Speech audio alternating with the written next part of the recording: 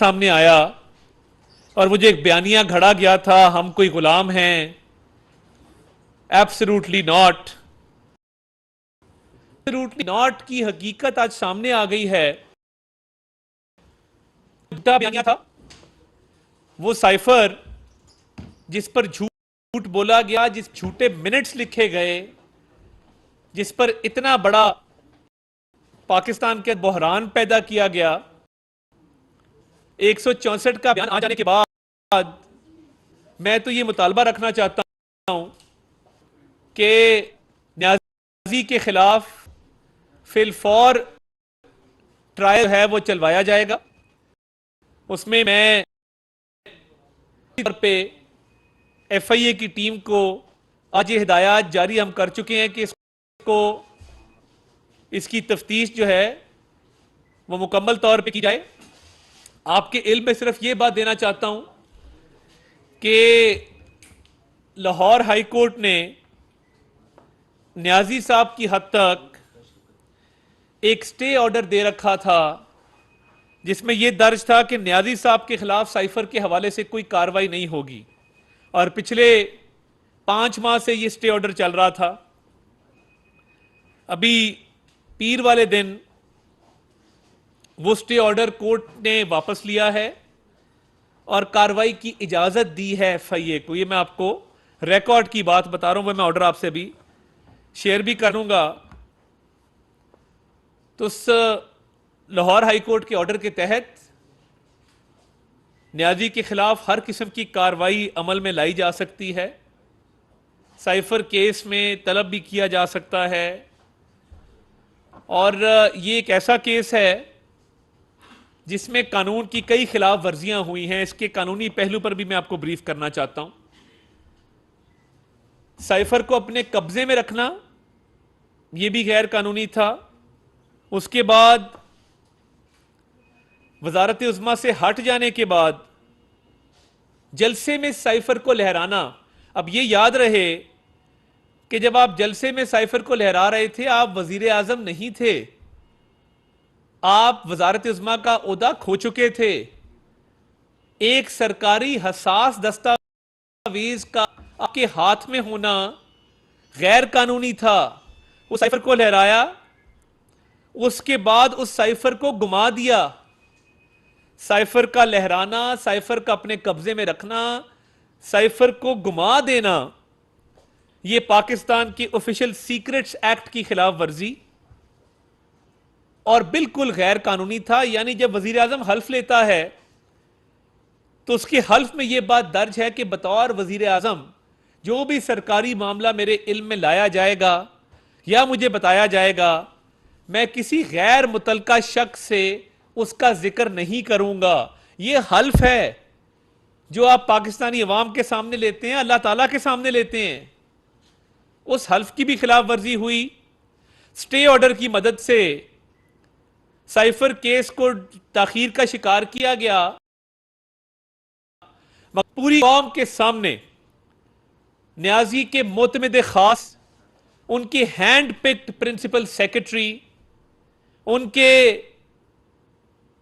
Car खास जो तमाम मामलात उनके बिहाफ पे देखते थे, आज उन्होंने इमरान न्याजी को मुजरिम करार दिया है और उन्होंने कहा है कि हम कोई गुलाम हैं। Absolutely not. जो लोगों को गुमराह किया गया, लोगों को बेवकूफ बना और एक पूरे मुल्क में बहरानी कैफियत पैदा की गई, वो झूठ पर मबनी थी। वो झूठा बयानिया था, उसको घड़ा गया था, उसको बनाया गया था। अब कानून की गिरफ्त में ये आ चुके हैं। इनको अब इनका बचना मुश्किल है। कि ये स्टे ऑर्डर्स और दायरा इख्तियार को चैलेंज करके अपने केसेस को चलाते हैं। आप तोशा खाना का मामला देख लें कि तोशा खाना में अब जज पर अदम एतमाद है, जज पर शक व शुबहात का इजहार किया जा रहा है। जो जज खिलाफ फैसला करे उस पर अदम एतमाद की दरखास्त डाल देते हैं। तो आप मेरिट पे अपने केस आर्ग्यू क्यों नहीं करवाते? पनामा के दौरान तो बड़ी तालियां बजाते थे जब मियां नवाज शरीफ रोज पेशी पर आते थे, एक दिन भी उन्होंने नागा नहीं किया। रोजाना की बुनियादों पे ट्रायल चला, पाकिस्तान की तारीख का वाहिद ट्रायल है जो रोजाना की बुनियादों पे चला। वो रोज अदालत में खड़े होते थे, मेरिट पे केस आर्ग्यू हुआ। आपके हालात ये हैं कि आप टेक्निकलिटी के पीछे छुपते हैं, स्टे ऑर्डर के पीछे छुपते हैं, तकनीकी बुनियादों पे केस की समाअत नहीं होने देते, और जिस दिन टोपी पहन के आते हैं इर्द गिर्द हिसार में जिन लोगों ने वो शील्ड है किसी पुराने जमाने के बादशाह की तरह आप आते हैं, मगर इस तरह की टोपी तो वो भी सर पे नहीं पहनते थे। तो आपसे बुजदिल और मुनाफिक आदमी पाकिस्तान की तारीख में सियासत में नहीं आया होगा कि एब्सोल्युटली नॉट के स्टिकर लगवा दिए, पूरी कौम को गुमराह करके एक दुनिया घड़ दिया। और हकीकत यह निकली है कि कोदा पहाड़ और निकला चूहा, वो भी मरा हुआ, और उसमें आपके अपने लोग आपके खिलाफ बयान दे रहे हैं। और मैं समझता हूं काबिल तहसीन है, लायके तहसीन है आजम खान, जिसने पाकिस्तान के मफाद पर सौदा नहीं किया, जिसने पाकिस्तान के मफाद को ज्यादा अजीज तर रखा। कि एक तरफ ऑप्शन थी कि सियासत को चमका के पाकिस्तान के मफाद को दाव पे लगा दिया जाए, उसने इनकार किया है। आज जो स्टेटमेंट आई है ये इनक्रिमिनेटिंग एविडेंस है, ये नाकाबिले तरदीद एक सबूत हैं, शवाहिद हैं, जिसकी बुनियाद पे इमरान न्याजी को सजा होगी, सजा से बच नहीं सकेंगे। ये मजाक नहीं है कि आप एक मुल्क को दूसरे के खिलाफ पिच कर दें एक झूठी कहानी पे, एक झूठे बयानिए पे, और सियासत चमकाने के लिए। तो ऑफिशियल सीक्रेट्स एक्ट के तहत जब कार्रवाई होगी और यह मामला अब कोर्ट में जाएगा और चालान पेश किया जाएगा, तो इसमें जब गिरफ्तारी भी मतलूब होगी और कस्टडी में भी लिया जाएगा, पूछताछ भी की जाएगी, तो ये तमाम मामलात साइफर वाले, इसमें बताना तो होगा कि ये 6 महीने स्टे ऑर्डर के पीछे क्यों छुपे, एब्सोल्युटली नॉट का नारा क्यों लगाया, किस बात पे लगाया, झूठे मिनट्स क्यों ड्राफ्ट करवाए, कौम से झूठ क्यों बोला। और आज अब इंसानी हकूक रिपोर्ट आई 3 दिन पहले यूनाइटेड नेशंस की, उसमें क्या लिखा है कि पाकिस्तानी इंसानी हकूक बेहतर हुए हैं। 9 मई को आपने हमले किए अपनी फौज के खिलाफ, अपनी ही शोहदा की यादगारों को मसमार करके। तो जो लोग इसमें मुलजिम और मुजरिम थे उनको कहा कि उनके खिलाफ इंसानी हकूक की खिलाफ वर्जियां हो रही हैं, उनको बड़े बुरे हालात में रखा हुआ है। और मगरिब में अमेरिका बरतानिया में कैंपेन चलाई कि पाकिस्तान में इंसानी हकूक की खिलाफ वर्जियां हो रही हैं। आपको शर्म नहीं आती, आपको हया नहीं आती, आपको गैरत नहीं आती कि आपने पहले अमेरिकी साजिश का झूठा बयानिया गढ़ा, वो झूठा बयानिया घड़ के उसके बाद अमेरिका से मदद तलब की कि मेरे लोग जेलों में बंद हैं, इंसानी हकूक की खिलाफ वर्जियां हो रही हैं। उसके बाद अमेरिकन लॉबियस्ट फर्म्स हायर की कि मेरी मदद की जाए, मेरी पार्टी की मदद की जाए। ये सिर्फ वो शख्स कर सकता है जिसका ज़हनी तवाज़ुन दुरुस्त ना हो, कि वो पहले कहे कि अमेरिका ने मेरी हुकूमत गिराई है, झूठा बयानिया घड़े, झूठे मिनट्स बनाए, झूठा साइफर लेके आए, और उसके बाद कहे कि अमेरिका मेरी मदद करे। आपकी अकल में यह बात आती है? क्या यह बात आपको समझ आती है कि कोई जी शऊर इंसान जो इतना भी इल्म रखता हो वो इस तरह की बात कर सकता है कि एब्सोल्युटली नॉट कह के एक और मुल्क पे इल्जाम लगा के एक और मुल्क को साजिश का जिम्मेदार करार देकर फिर जब हुकूमत खत्म हो जाए जिसके लिए जिम्मेदार उन्हीं को करार दिया था, फिर उसी मुल्क से मदद मांगे कि मेरी मदद की जाए, इंसानी हकूक की खिलाफ वर्जियां हो रही हैं। अकल दंग रह जाती है कि चोरी तोशाख में डाका डाला है 190 मिलियन पाउंड का, केसेस चल रहे हैं स्टे ऑर्डर पे स्टे ऑर्डर। जहां स्टे ऑर्डर नहीं है दायरा इख्तियार चैलेंज है, जहां दायरा इख्तियार चैलेंज नहीं है वहां जज पे अदम एतमाद है।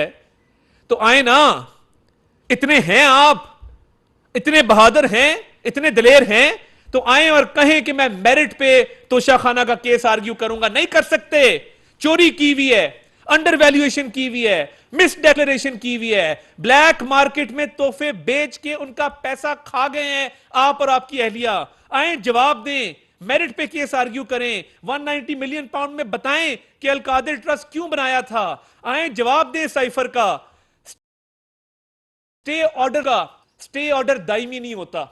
यह नहीं होता कि स्टे ऑर्डर हमेशा के लिए चले। स्टे ऑर्डर ने एक ना एक दिन खत्म होना होता है, मगर ये जो 6 साल फॉरेन फंडिंग को लगे डिसाइड होने में, 6 साल लगे कि फॉरेन फंडिंग का केस, कभी इलेक्शन कमीशन का दायरा इख्तियार चैलेंज, कभी अदालतों का दायरा इख्तियार चैलेंज, कभी एक स्टे ऑर्डर, कभी दूसरा स्टे ऑर्डर। ये आदी हो गए हैं इन सहूलतकारियों के कि जहां पे स्टे ऑर्डर मिलता है तो तकनीकी बुनियाद आर्ग्यू करते हैं। मैं चैलेंज करता हूं, इनकी जो बची कुची जमात रह गई है, मैं चैलेंज करता हूं, आए और आके मुकाबला करें और अदालत में आके खड़े होकर कहें कि हम मेरिट की बुनियाद पे, रोजाना की बुनियादों पे अपना केस सुनवाना चाहते हैं। झूठे मनी लॉन्ड्रिंग के केस बनाए, लोगों को हथकड़ियां लगाई, बहनों को हथकड़ियां लगाई, बेटी को हथने लगवाई, लोगों की बेटियों को जेलों में डाला। 3-3 साल लोगों ने जेलें भुगती हैं आपके झूठे केसेस पे, और आप टीवी पे आके कागज दिलाते थे। शहजाद अकबर कागज दिलाता था, आज कहां गया शहजाद अकबर? आज कहां गया वो शहबाज गिल नामी बदबख्त? मुल्क छोड़ के भाग गए और पूरी अपनी फौज के खिलाफ बयानियां बनाया। आज अपनी बारी तो तकनीकी बुनियादों के पीछे छुप रहे हैं। हम तो एक दिन भी तकनीकी बुनियादों के पीछे नहीं छुपे, हम एक दिन भी किसी स्टे ऑर्डर के पीछे नहीं छुपे, हम एक दिन भी किसी अदालत से नहीं भागे। हमने मेरिट पे सीना तान के अपने केसेस का मुकाबला किया, क्योंकि हम झूठे नहीं थे आपकी तरह, हम मकार नहीं थे आपकी तरह, हम मुनाफिक नहीं थे, हम बुज़दिल नहीं थे आपकी तरह। आप आए और अगर हिम्मत है, इतनी सी भी गैरत आपके अंदर बाकी है, तो आए और केसेस का सामना करें। आप नहीं कर सकते, इतना दम ही नहीं है आपके अंदर। आपका माजी भी दागदार है, आपका हाल भी दागदार है, और आपका मुस्तकबिल तारीख है, क्योंकि आपने इस कौम का पैसा लूटा है, इस कौम पे जुल्म किए हैं, और आपको एक एक पाई का हिसाब देना होगा। आपसे एक एक पाई इंशाल्लाह इस कौम की निकलवा के दम लेंगे। बहुत शुक्रिया जी।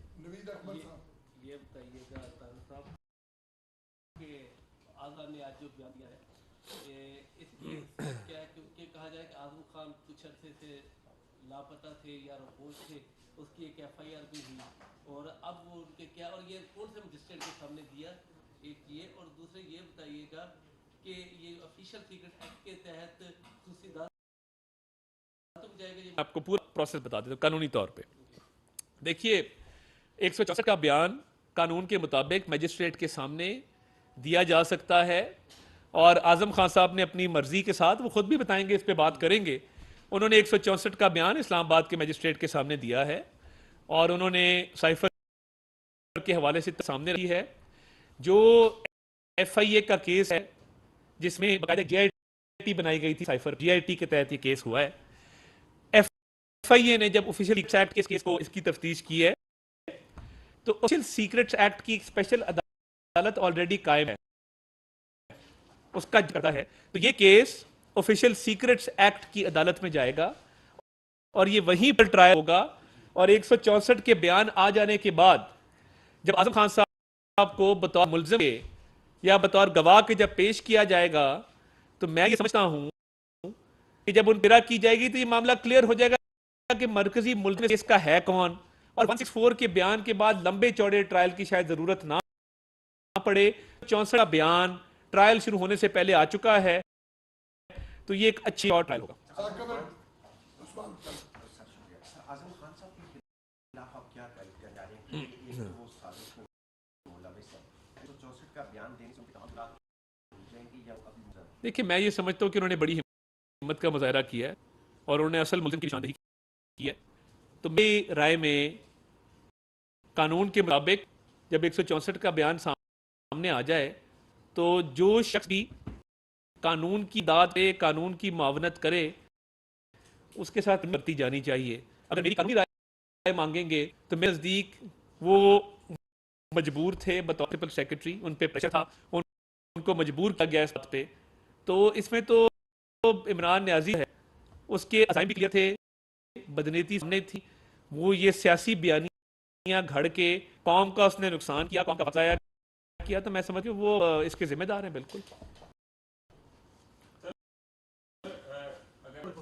बहुत बड़े बड़े मुजरिमों को भी सामने लेके आ सकती है, लेकिन दूसरी जानब अगर आप दाखिला मुतल्लिक़ा सवाल है, इस्लामाबाद से गुज़श्ता 1 महीने के अंदर 700 से ज़ायद गाड़ियाँ चोरी हुई, अलावा मैं भी विक्टिम हूँ, एक एफआईआर और मोटरसाइकिल और एक साल हो गया मुझे तलाश करते हुए। क्या रियासत गरीब है जो लूट रहे हैं उनके ऊपर कोई रैम करेगी या मैं हाई प्रोफाइल केसेस के ऊपर? देखिए, मैं तो ये समझता हूँ हाई प्रोफाइल केसेस में इस मुल्क में ये है कि आदमी को रिलीफ भी मिल जाता है और आसानी से भी मिल जाता है। और मैं बतौर वज़ीर दाखिला पंजाब था, अब मुशीर बराए दाखिला हूँ। मैं तो ये बिल्कुल समझता हूँ कि FIR है, और मैं इवन जब IG इस्लामाबाद से बात होती है तो हम उन्हें यही हिदायत करते हैं कि बग़ैर सिफारिश के जो शख्स है, जो मिडिल क्लास लोअर क्लास से जिन लोगों का ताल्लुक है, सबसे पहला राइट उनका है कि उनकी दाद रसी सबसे पहले होनी चाहिए। और मैं बतौर वज़ीर दाखिला पंजाब भी जो ख़वातीन या पिसे हुए तबकात के ख़िलाफ़ जराइम होते थे, सबसे पहले मैं मौके पे पहुंचता था और दाद रसी की जाती थी जिस हद तक हो सकता है। इस्लामाबाद एक ऐसा शहर है जहाँ सेफ सिटी कैमराज मौजूद हैं, जहाँ पे इन्वेस्टिगेशन के जदीद तकनीकी बुनियादों पे जदीद तर्ज पे की जाती है तफ्तीश। तो मैं इसका फौरी नोटिस लेते हुए ये जो मोबाइल स्नैचिंग है, एक साफ़ी साहब है उनके साथ मोबाइल स्नैचिंग हुई, हमारे सुप्रीम कोर्ट के रिपोर्टर वो हैं, तो ये बड़ा अफसोसनाक है। तो इस हवाले से जो भी इकदाम हो सके वो बिल्कुल करेंगे, ऑलरेडी भी कर रहे हैं जी। सर, आज और जितनी भी खिलाफवर्जियों के बारे में बात कर रहे हैं, तो इस तरह की खिलाफवर्जियां पहले भी हो चुकी हैं चेयरमैन PTI की जानिब से, लेकिन अभी तक आपकी गवर्नमेंट उनको डिस्क्वालीफाई नहीं कर पाई। आगे इलेक्शन आ रही है, आप PTI को किस तरह देख रहे हैं, क्योंकि अभी वो पहले से ज़्यादा पुरजोश दिखाई दे रहे हैं इलेक्शन के लिए? देखिए, मुझे नहीं लगता कि वो पुरजोश हैं। तारीख में पहली दफ़ा हुआ कि एक जिस्मानी रिमांड पर तहकीकाती इदारे की तहवील में एक मुलज़म को चीफ जस्टिस सुप्रीम कोर्ट ने बुला के कहा हाउ आर यू, या वो गुड टू सी यू जब कहा, उसके बाद छोड़ दिया।